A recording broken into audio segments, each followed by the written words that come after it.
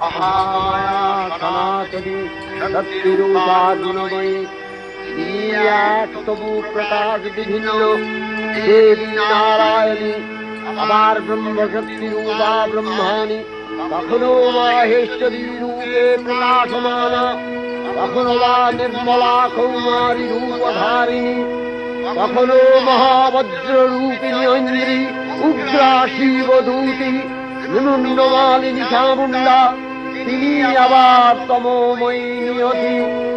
এই সর্বপ্রকাশমানা মহাশক্তি পরমা প্রকৃতির আবির্ভাব হবে সপ্তলোক তাই আনন্দমগ্ন।